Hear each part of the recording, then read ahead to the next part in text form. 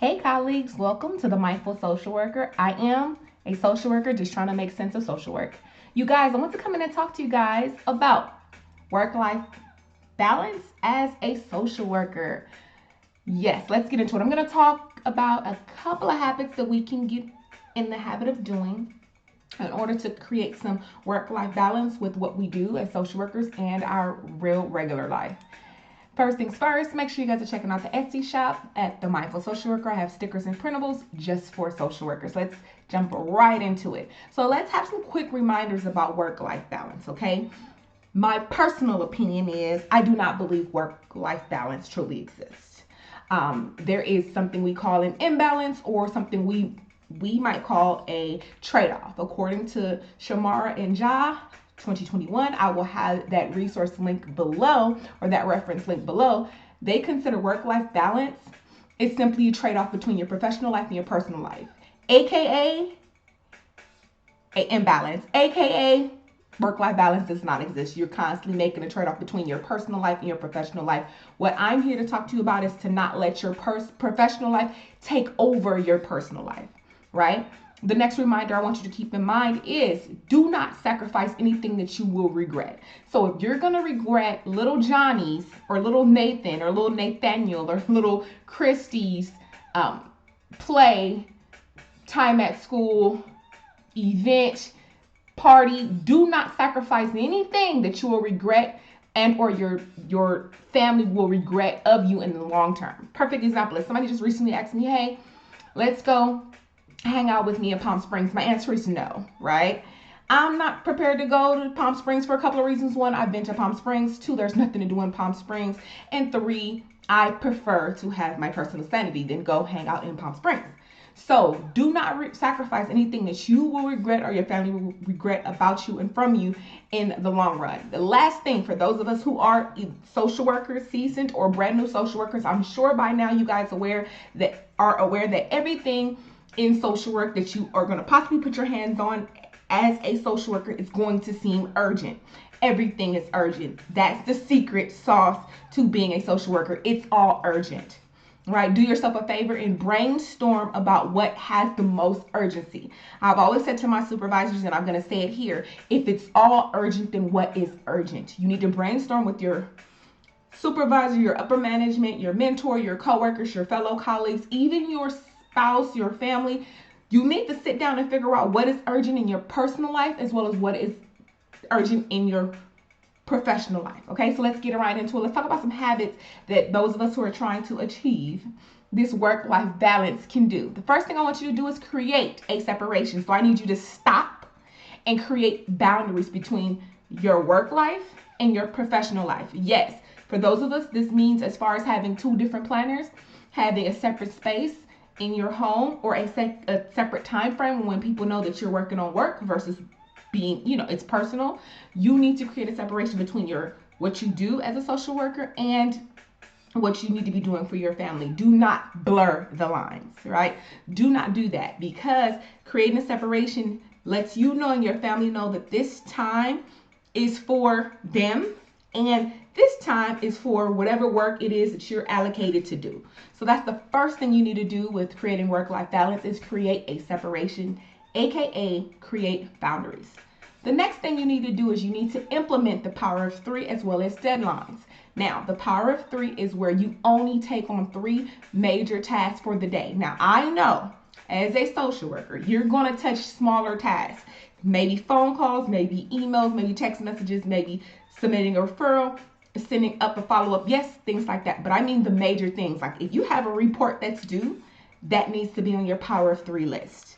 If you have a client you need to see, that needs to be on your power of three list. If you need to do your soap notes, if you need to do your contacts, these need to be on your power of three. And the reason why I like to do three is for really two reasons. One, that gives you clarity of only doing three things. You don't need to get overwhelmed with doing anything more than three things, as well as it allows for room for error or room for something spontaneous. Again, those of us who are social workers, we are aware that when you come across some of the things that you're going to be doing, they tend to roll into other things. You need to leave error for those things. So if you have your day jam-packed with 20 things to do, one, you more than likely won't get all of that done, and two, you do not leave room for anything additional, and you do not leave room for error. So definitely use the power of 3 in your life to create work-life balance.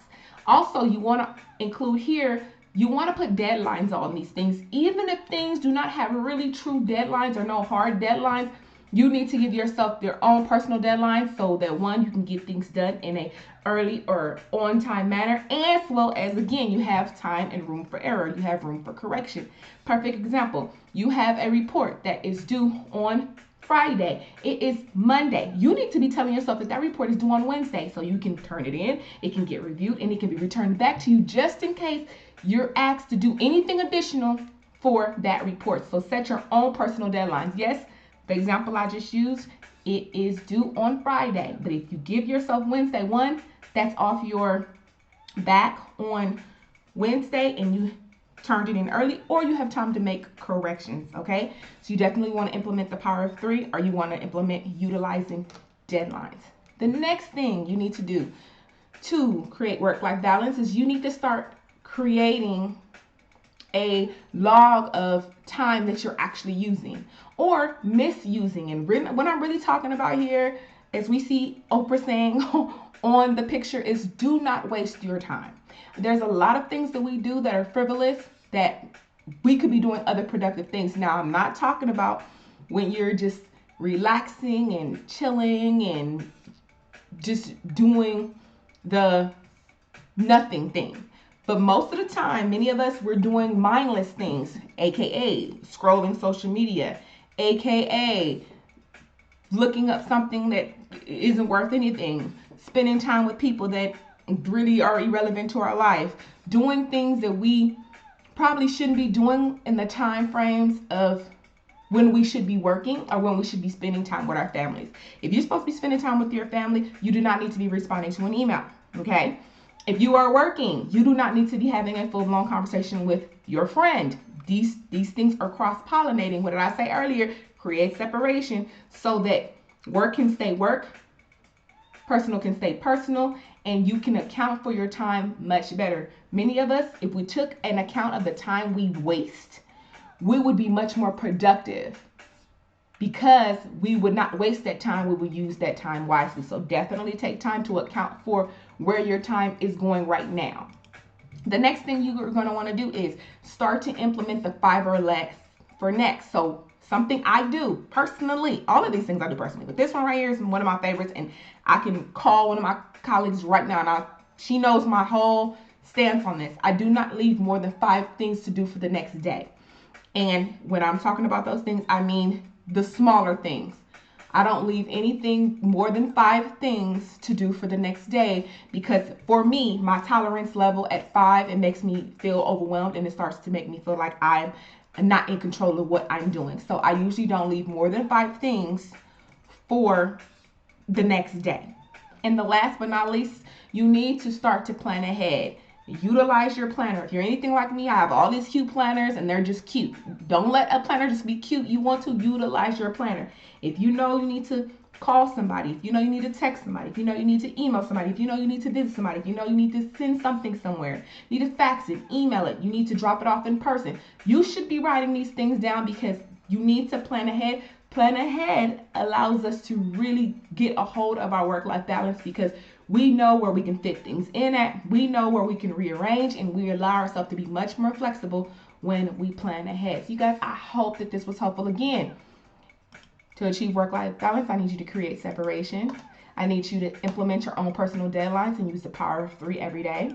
I need for you to account for the time that you are currently wasting. I also need you to not leave more than 5 things for the next day. And I also want you to always plan ahead. And one of the things that I didn't say when I just read the 5 or less is you want to be keeping in mind that 5 or less things is ideal, but what you are going to understand as a social worker, right? If you are currently a social worker right now, you know that we have a never-ending to-do list.